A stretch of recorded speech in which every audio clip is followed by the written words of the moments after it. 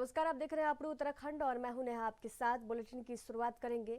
मुख्यमंत्री पुष्कर सिंह धामी ने आईडीटीए का निरीक्षण किया। यहां सीएम ने हेल्पलाइन कंट्रोल रूम में फोन पर अल्मोड़ा के लाल सिंह की शिकायत सुनी। सीएम ने जिलाधिकारी को लाल सिंह की शिकायत दूर करने के निर्देश दिए। वहीं देर शाम तक लाल सिंह की समस्या का समाधान भी हो गया।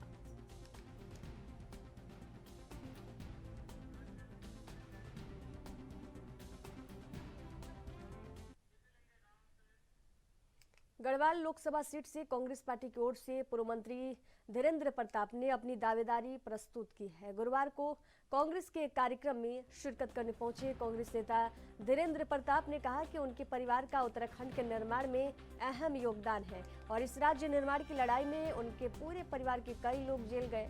लिहाजा दूसरे लोग जो आज कांग्रेस से लोकसभा का टिकट मांग रहे हैं उनको अपने गिरबान में झांकना चाहिए और फिर गढ़वाल लोकसभा सीट से टिकट की मांग करनी चाहिए।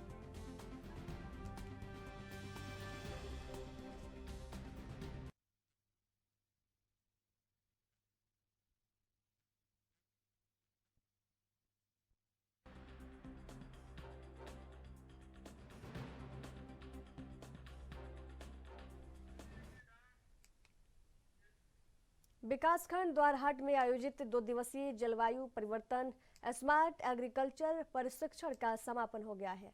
प्रशिक्षण में द्वारिका आजीविका स्वायत्त सहकारिता द्वारहाट से जुड़े प्रगतिशील किसानों को जलवायु परिवर्तन और उत्तराखंड में कृषि बागवानी संबंधी प्रशिक्षण दिया गया। प्रशिक्षण कार्यशाला का शुभारंभ करते हुए मुख्य अतिथि सहकारिता अध्यक्ष मोहनी देवी ने किया। उन्होंने प्रगतिशील कृषकों से उन्नत कृषि अपनाकर आत्मनिर्भरता की बढ़ाने की बात कही।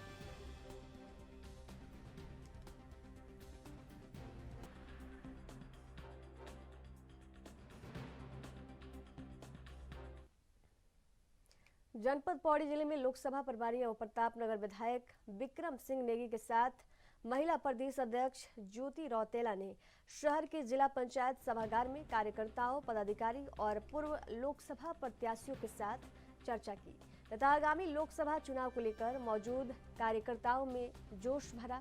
उन्होंने कार्यकर्ताओं से एकजुट होकर आगामी लोकसभा चुनाव की तैयारी करते हुए कांग्रेस की रीति और नीति से आमजन को अवगत कराने तथा वर्तमान बीजेपी सरकार की नाकामियों को समझने का आह्वान किया गया।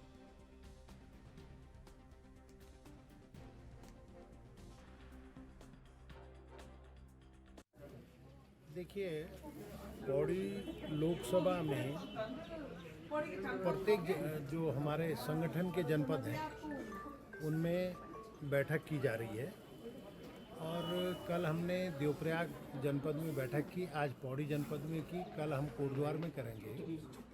इसमें जो कोऑर्डिनेटर का काम है, संगठन में यदि कहीं गैप है तो उसको पूरा करना है, समन्वय का काम करना है और जो विशेष जोर है वो ये है कि हमारे जो बूथ के अध्यक्ष हैं और जो बूथ के एजेंट हैं अगर कहीं नहीं बने तो उनको बनाने का काम करना है और ज़्यादातर जगह में 99% जगहों में हमारे बूथ अध्यक्ष और बूथ एजेंट बने हुए हैं। जो मंडलम है उनकी कार्यकारिणी, जो ब्लॉक है उनकी कार्यकारिणी और जिले की कार्यकारिणी भी करीब करीब बनी हुई है। मेन जो माइक्रो प्लानिंग है, मेन कांग्रेस, महिला कांग्रेस, युवा कांग्रेस, NSUI, किसान कांग्रेस, कर्मचारी जो एक्स कर्मचारी कांग्रेस, OBC विभाग कार्यक्रम में है कांग्रेस पार्टी का कार्यकर्ता और हमारे जो कोऑर्डिनेटर हैं, जो विधायक हैं प्रतापनगर टीम से, वो यहाँ के कोऑर्डिनेटर नियुक्त किए गए थे AICC से।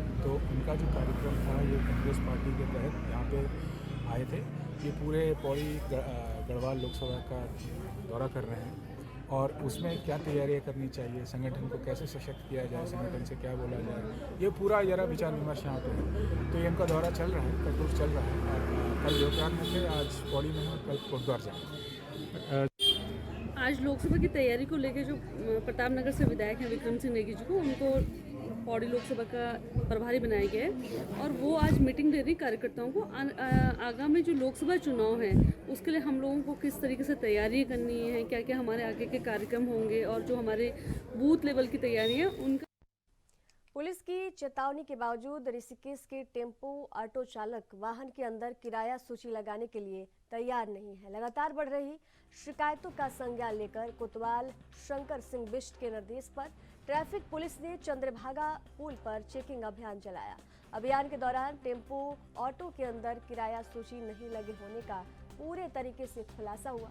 निर्धारित किराए से अधिक किराया वसूलते हुए भी चालक पकड़े गए। यह नजारा देखकर कोतवाल शंकर सिंह बिष्ट और ट्रैफिक इंचार्ज अनवर खान का पारा चढ़ गया। उन्होंने किराया सूची नहीं लगाने वाले चालकों को जमकर फटकार लगाई। दर्जनों वाहन चालकों के मौके पर चालान काटकर उनको नियमों के पालन कराने का पाठ भी पढ़ाया। कोतवाल शंकर सिंह बिष्ट ने बताया कि करीब 1 महीने पहले टेम्पो ऑटो की यूनियनों के साथ बैठक कर किराया सूची लगाने के निर्देश दिए गए थे। बावजूद इसके निर्देशों का पालन नहीं हो रहा है, इसलिए पुलिस में किराया सूची नहीं लगाने वाले वाहन चालकों के चालान काटने शुरू कर दिए गए हैं। नियमों का पालन सख्ती से कराया जाएगा।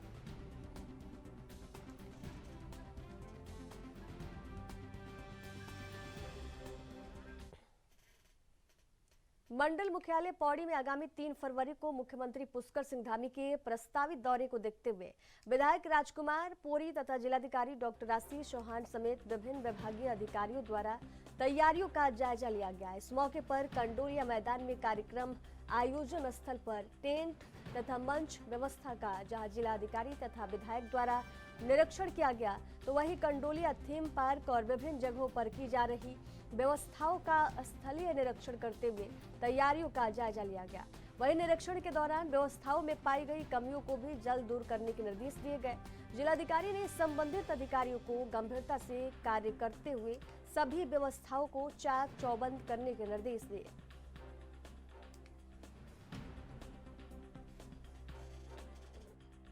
जो तैयारियां हैं वो प्रॉपर्ली हो रही है और मैं रेगुलरली उसको मॉनिटर भी कर रहा हूँ। जो हमारे टेंट से रिलेटेड है या फूड से रिलेटेड फैसिलिटीज़ हैं, टॉयलेट्स दिए जाने हैं, वाटर सप्लाई से रिलेटेड इशूज़ हैं या पार्किंग और उससे संबंधित जो भी हैं, मल्टीपल एस्पेक्ट्स उन सभी को हम कवर करें और तैयारी संतोषजनक है अभी तक। माननीय विधायक जी के साथ में भी हम लोगों ने डिस्कशन करते हुए जो प्लान है हमारा वो सारा उनके साथ एक्सप्लेन भी किया और उनके जो सजेशन है, वैल्यूएबल सजेशन, उनको भी इसमें इनकॉर्पोरेट किया था। ये बहुत अच्छा हमारा सौभाग्य है कि माननीय मुख्यमंत्री जी का परसों 3 तारीख को यहाँ पर आगमन होने जा रहा है। इस अवसर पर सारे अधिकारी अपने बड़े जोश के साथ अपना काम कर रहे हैं और मैं निरीक्षण के लिए आया था, कितना काम हो चुका है। वास्तव में सब लोग मेहनत कर रहे हैं और अच्छे सोच के साथ मंच का निर्माण और ये सारी चीज़ें बन रही हैं और वो पूरे नगर को सजाया जा रहा है। उनके स्वागत के लिए हर व्यक्ति जो है लालायित भी है और इस समय हमें लगता है कि पौड़ी में पहली बार जो है इस तरह का जोश खरोश है कि माननीय मुख्यमंत्री जी के आगमन पर अच्छी तैयारियां हो रही हैं और सभी अधिकारी अपना अपना जिनको जो जिम्मेदारी दी गई है अपना कार्य जो है निष्ठा के साथ कर रहे हैं। यहाँ पर जो भी अभी मैंने कहा कि सजाने का काम, नगर को सजाने का काम हो रहा है, तो ये अच्छी बात है कि माननीय मुख्यमंत्री जी के आगमन पर ये तैयारी हो रही है और पौड़ी एक पर्यटक शहर है, नगर है और इसको पर्यटक नगर बनाने के लिए हम सब लोग प्रयास कर रहे हैं। तो यहाँ पर अधिकारियों का भी सहयोग मिल रहा है। इस समय सब लोग चाहते हैं कि पौड़ी को हम किस तरह से आगे बढ़ाएं। जी, इसमें लोगों की जो पौड़ी के बारे में सोच थी, आज मैंने भी सभी लोगों के साथ बैठक की और सबकी सोच को साझा करते हुए मैं एक माननीय मुख्यमंत्री जी से आग्रह करूँगा कि जो जो समस्याएँ लोगों की हैं और जिससे पौड़ी में पर्यटक आए, ऐसी योजनाएं पौड़ी में धरातल पर उतारी जाए और वास्तव में ये निश्चित रूप से होने वाला है कि आदरणीय मोदी जी, हमारे जो है मोदी जी के नेतृत्व में हमारे उत्तराखंड का जो सरकार चल रही है, उनके आदरणीय पुष्कर सिंह धामी जी के नेतृत्व में उनका जो युवा सोच है वो बहुत ऊंची सोच है और वो पर्यटक की दृष्टि में, धार्मिक क्षेत्र में बहुत अच्छा काम कर रहे हैं और पूरा प्रदेश उनकी सेवाओं से बड़ा खुश है। तो मैं समझता हूँ कि पौड़ी के लिए भी निश्चित रूप से उनके मन में जो सोच है वो 3 तारीख को अपनी सोच को जाहिर करेंगे और निश्चित रूप से पौड़ी के विकास। उत्तराखंड के थराली से खबर है, जहां देर रात से हो रही बारिश के बाद ऊंचाई वाले इलाकों में बर्फबारी शुरू हुई। देवाल विकासखंड के वार्ड और कुलिंग समेत अन्य ऊंचाई वाले क्षेत्रों में हिमपात हुआ।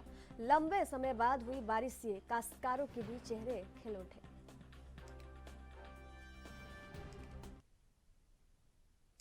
पौड़ी जिले की दिवंगत अंकिता भंडारी के पैतृक गांव बरसूड़ी डोभ सिरकोट जाकर टिहरी गढ़वाल के प्रतापनगर विधायक विक्रम सिंह नेगी ने उनके परिजनों से मुलाकात की। विधायक विक्रम सिंह नेगी ने कहा कि प्रदेश सरकार अंकिता भंडारी हत्याकांड की मजबूत पैरवी करे। उन्होंने इस दौरान कहा कि अंकिता भंडारी केस में मदद करने वालों पर फर्जी मुकदमे दर्ज कर उत्पीड़न किया जा रहा है और केस को कमजोर करने की कोशिश की जा रही है। उन्होंने कहा कि कांग्रेस दिवंगत अंकिता भंडारी को न्याय दिलवाने के लिए सड़कों पर उतरेगी और न्याय यात्रा निकालेगी।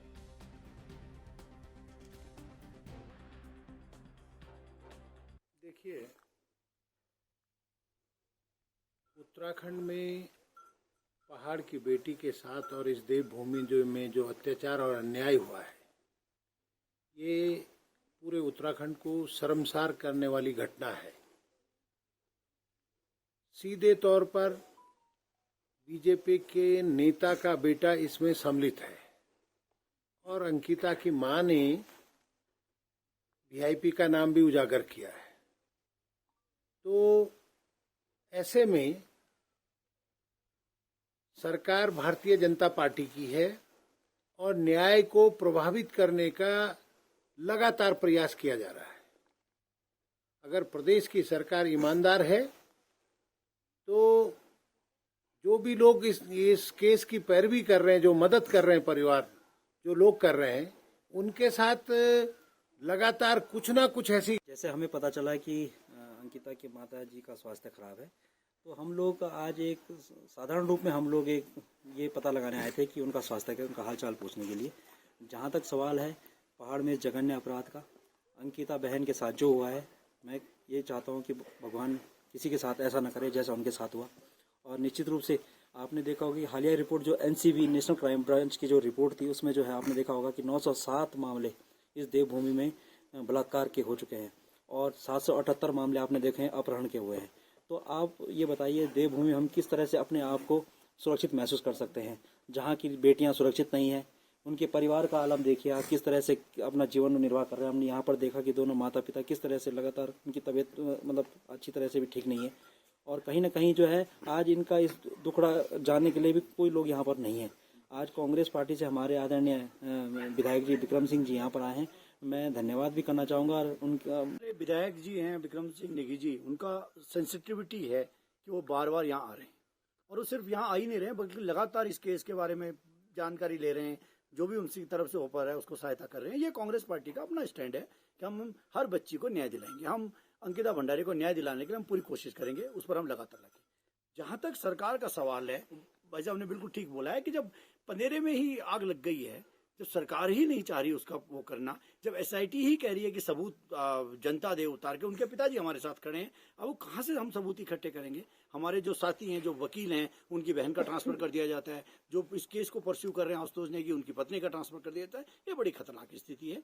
तो ये हम खुद चिंतित हैं, लेकिन बहुत जल्दी मैं आपको एक खुलासा कर दूं कि अगले 1 महीने के अंदर हम ऐसा कुछ करने जा रहे हैं कि इस केस में बहुत सारे लोग समाज के शामिल होंगे और हम इस पर सरकार पे एक बड़ा दबाव समूह खड़ा। पहले प्रतापनगर के विधायक विक्रम सिंह नेगी जी को धन्यवाद करना चाहता हूँ कि कितनी सहानुभूति है हमारे परिवार की। पिछली बार भी आई तो उस दिन भी बारिश लेकर छाते लेकर आए और आज भी पहुँचे, मैं उनका धन्यवाद करना चाहता हूँ। और 26 तारीख को मेरी मैसेज पर दबाव डाला गया। सुबह तो ठीक थे, लेकिन धीरे धीरे 1 बजे करीब मैंने अपने हाथ पैर एकदम छोड़ दिए थे। अब मैंने कहा क्या करूँ। तब मैंने एम्बुलेंस बुलाई, उसके बाद फिर ICU पौड़ी में भर्ती कराया। फिर ठीक दूसरे दिन मेरी तबीयत खराब हो गई, पेट चलना शुरू हो गया, उल्टी होनी शुरू हो गई। तो इस तरह से और अभी तक मतलब हम ठीक की स्थिति में नहीं है।